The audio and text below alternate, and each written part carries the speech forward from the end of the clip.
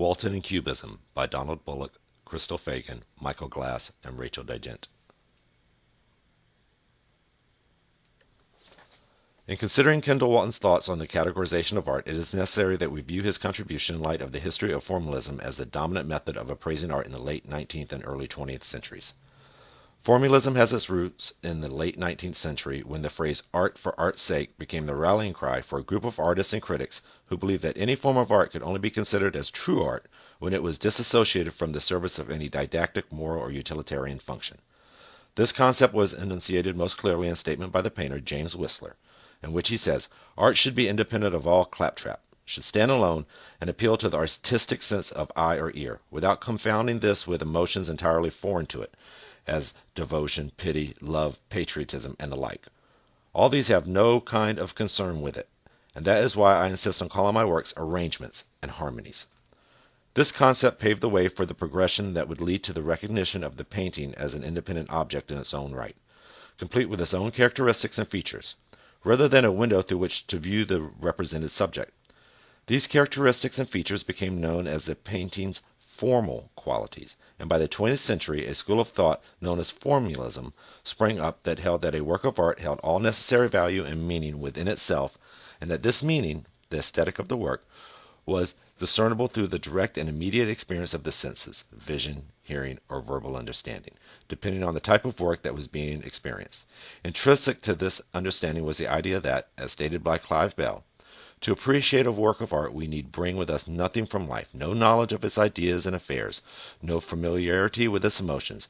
We need bring with us nothing but a sense of form and color and a knowledge of three-dimensional space. Kendall Walton's primary interest is in arguing against this formalist perspective. In the introductory section to Categories of Art, he writes, "The issue that I am here concerned with is how far critical questions about works of art can be separated from questions about their histories. While recognizing the primary importance of the perceptual characteristics of a work of art, he also recognizes that the intentions of the artist must be known, or at least be discoverable in order to fully appreciate the experience of interaction with a given work of art. Thus, the intention of a Cubist painter will yield a different sort of image than that of a realist or an impressionist." Walton further contends that it is this placement within the correct category that allows the viewer or listener, in the case of music, to fairly weigh a work's aesthetic value or degree of achievement.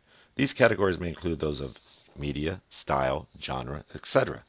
To this end, Walton has determined a system of categorization based on three elements of a work's basic composition. He has named these properties standard, meaning those characteristics without which a piece could not be included into a given category; contrastandard, which are those features that if present make it impossible for a work to be included into a given category; and variable, which are those features whose presence do not factor into the consideration of works' inclusion or exclusion from a given category. He has further clarified these distinctions by stating that those properties determined to be contrastandard for a particular category will often be seen as shocking, disturbing, or controversial. When they are no longer seen as disruptive of a certain category, they either serve to broaden the definition of that category or lead to the creation of a new one. Characteristics that are seen as variable will fall within a certain standard range. Walton also provides a set of determinants for recognizing when a work has been perceived to correctly belong to a particular category. These are: 1. The category selected contains the greatest number of standard features and the least amount of contrastandard features. 2. The category selected shows the work to its best advantage. 3. The category is that in which the artist intended the work to be seen. And 4. The category is that in which the artist's contemporaries saw the work. It will be immediately obvious that the categories of Cubism presents problems to this set of criteria, as at the time of the earliest experiments of what came to be known as Cubism, not only did the term not exist, but neither the artist nor their contemporaries had any knowledge of its impact or importance to the history of art. It has been said that even if Picasso had used the term Cubism in 1910 or thought of himself as a Cubist, he would likely have meant something entirely different when applying that term to the work he was doing in 1914 or later. What of the so-called salon Cubists, like Jean Metzinger, who penned the first Cubist manifesto with no contribution by either Picasso or Bullock? This presentation will attempt to address some of these issues and seek to determine whether Cubism is a category that is definable by Walton's system of categorization, and if not, to identify the correct lens through which several of these works can be properly viewed. By using Walton's method of categorization, this project will examine 4 works traditionally accepted as Cubist and place those works into the various subcategories of Cubism by using the standard, variable, and contrastandard properties of those works. In order to categorize the selected works and determine their standard, variable, and contrastandard properties, we must first arrive at a definition of Cubism as a unique category of art and then, if applicable, define its more appropriate subcategories. As with other genres of art, these subcategories may include the period in which they were created, the associations of artists participating, aesthetic elements, manifestos, theories, and the use of a specific medium or technique, or any combination of the aforementioned. Unfortunately, Cubism as an all-inclusive category resists definition by any of these limited parameters. The online website for the Museum of Modern Art states that Cubism cannot definitively be called either a style, the art of a specific group, or even a movement. It embraces widely disparate works, it applies to the artist in different milieus, and it produced no agreed-upon manifesto. The term Cubism then is used to indicate a very broad and inclusive body of work. To narrow the scope of this project, we will compare 4 works of art to the standard properties of analytic Cubism. We will note any variables and contrastandards and then categorize the work as either belonging to that of analytical Cubism or assign it to another subcategory of Cubism. According to Walton, a Cubist work might look like a person with a cubical head to someone not familiar with the Cubist style. But the standardness of such cubical shapes for people who see it as a Cubist work prevent them from making that comparison. For simplification, we will define the standard properties of an analytical Cubism as the use of multiple vantage points along with fragmentation of the subject image, rendering those multiple vantage points on various tilted flat planes, and the use of those planes to enhance or deny the flatness of the ground. Other standard properties will be muted colors and tones of browns and grays, with variations on the highlights and shadows of different planes. The entire structure of Cubist paintings are set up along a freely drawn, grid-like arrangement of primary horizontal and vertical lines. Analytic Cubism is generally regarded as having ended around 1912. If a work includes variable properties as defined by Walton, then those properties will be pointed out, and if the work includes contrastandard properties that exclude them from inclusion in the category, then those work will be reassigned to categories that are deemed to be more appropriate. In analytic or hermetic Cubism, the subject matter can resist immediate identification. The pictorial language used by the artists makes the symbols used to identify the subject almost indecipherable. The symbols themselves are often esoteric, scientific, or occult in nature. This form of Cubism is recognizable by its reduced color palette of green ochres, muted browns, blacks, and whites often applied with a stippled texture. Synthetic Cubism occurred after 1912 and is based on the use of invented signs, symbols, and geometric shapes. Another characteristic is the assembling of its subject from bold or geometric shapes and the use of ready-made material. The medium is paint combined with the newly invented technique of collage and paper collage. The first work we will consider for categorization is Pablo Picasso's Les Demoiselles d'Avignon.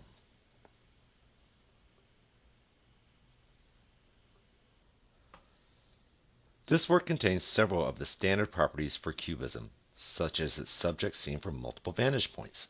As an example, the second figure from the left appears to be in a reclining position, as though lying in bed, while the figures to either side of her appear to be standing.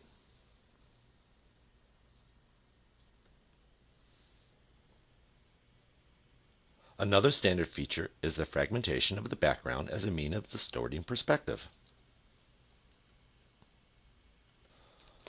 The work also includes a number of variable properties, such as the inclusion of the 2 African masks on the right and the Iberian features of the 3 figures on the left. While this is an expression of Picasso's interest in primitivism and can be seen as a sexual trope, primitivism itself is not a characteristic of Cubism.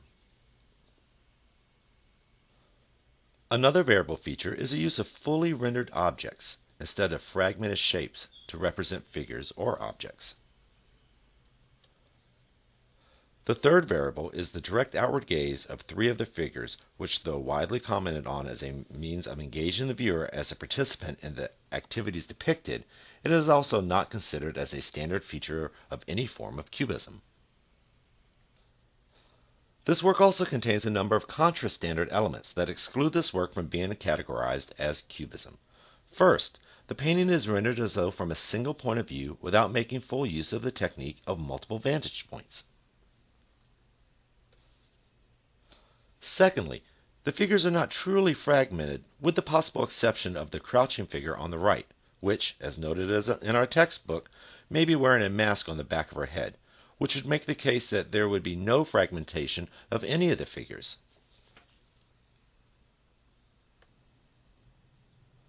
The final contrastandard feature is that even though this work contains a limited palette, it includes bright blues and vibrant reds. John Golding, British artist and scholar, stated that although this painting enabled Cubism, it was not Cubist.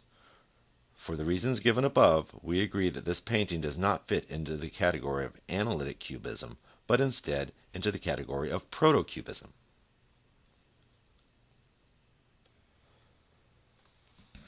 The second work in this review is Brock's Clarinet and Bottle of Rum on a Mantelpiece. The forms and objects of the still life have been depicted as fragmented and reassembled on the surface of the canvas.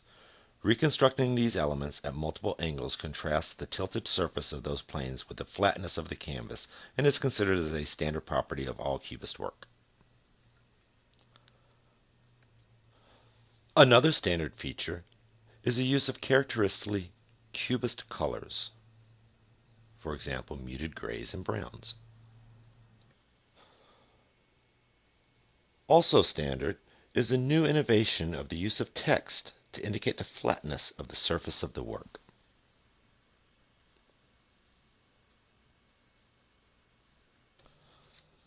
One element that is often associated with Cubism, but is considered to be a variable, is the inclusion of a violin scroll in the bottom right-hand corner of the painting.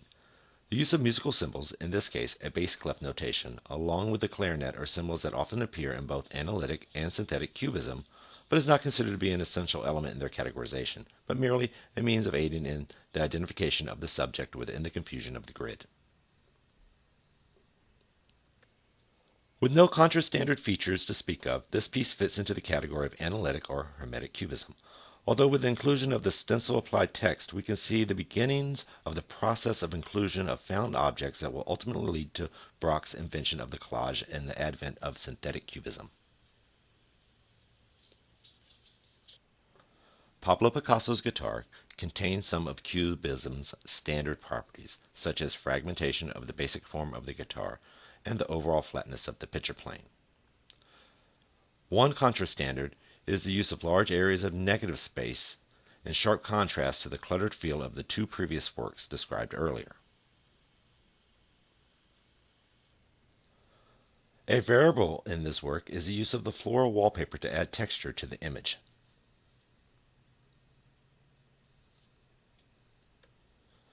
The pencil lines and drawn and rubbed out elements add an interesting additional quality to the work in this case.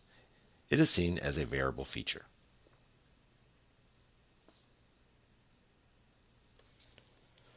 This work contains a number of major contrastandard properties that serve to differentiate it from earlier works of analytic Cubism. This piece makes use of a number of different media assembled into a George Brock's previously unseen invention, the collage. The use of newspaper and fabric glued to the surface of the canvas is a significant departure from previous Cubist work.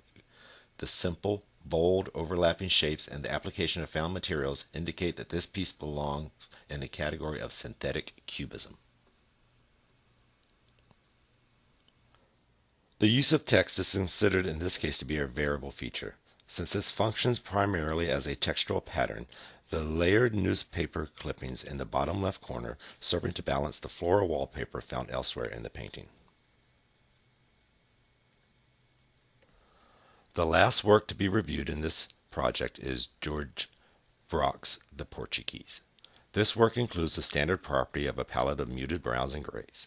This work also contains the standard property of multiple perspectives and fragmented shapes reconstructed on divergent angled planes. This work includes the standard of using a grid-like structure as an organizational tool.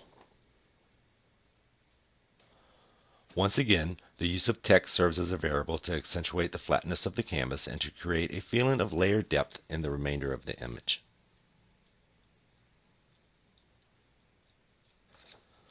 This work contains the stippled surface that we have seen in other analytic Cubist work. The stippling varies in size for the different planes. Another standard property of this work is that the subject is highly fragmented and difficult to recognize. Because of the number of standard features and lack of contrastandard and variable features, this work should fall properly within the category of hermetic or analytic cubism. We were assigned as a group to categorize cubism in a Waltonian sense by prescribing the standard, variable, and contrastandard features of a single cubist work that we consider to be sufficiently representative of the other work of that genre as to be iconic. For better or worse, this turned out to be an impossible task.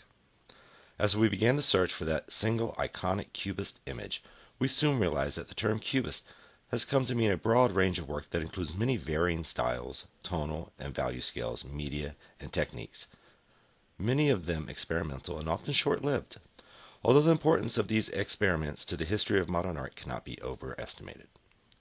We came to the conclusion that the only reasonable way to approach this amalgam of experimentation was to select several works from different periods and different artists and try to apply Walton's system to them to see if they would emerge as a single, understandable entity.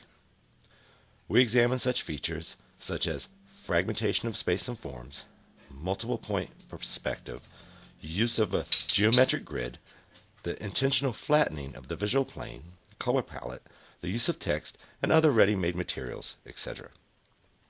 What emerged was not a single entity, but a loosely associated collection of styles, each with its own internal set of defining properties. To these, we have assigned categorical labels based on accepted art historical terms, such as proto or pre-cubism, analytical or hermetic cubism, and synthetic cubism. Due to the limitations of the scope of this project, these are not meant to be an exhaustive example of Cubism's wide range of styles and approaches, several of which can only be included in this grouping by the loosest of associations, but merely to be sufficient to indicate some of the problems in seeking to find a single categorization for such a large and bulky grouping. For now, we have limited our effort to an attempt to classify some aspects of Cubist experimentation using the standard, contrastandard, and variable properties of Kendall-Walton's system. As for commentary on the applicability and problem of using Walton's categories of art, what we have found is that while attempting to identify standard and contrastandard properties in a body of work that contains well-developed disparities, the system feels awkward and unwieldy. As we begin to examine individual works and to isolate their component elements, we were able to more easily manage these smaller groupings within Walton's system, leaving the impression that the more specific the field of inquiry, the more applicable and accurate the process of categorization became. And finally, there remains the underlying question of what value there is to be had by the process. Are we better off? That is to say, is our appreciation of the work enhanced or increased by having defined these disparate works as either appropriately grouped together under the umbrella-like heading of Cubism or as separate and distinct categories unto themselves? Walton has maintained that his system allows for a work of art to be seen to its best advantage, but we can't help but wonder if Picasso and Braque might be more in agreement with William Shakespeare's quote in the play Romeo and Juliet. "What's in a name?" Romeo asks. "That which we call a rose by any other name would smell as sweet."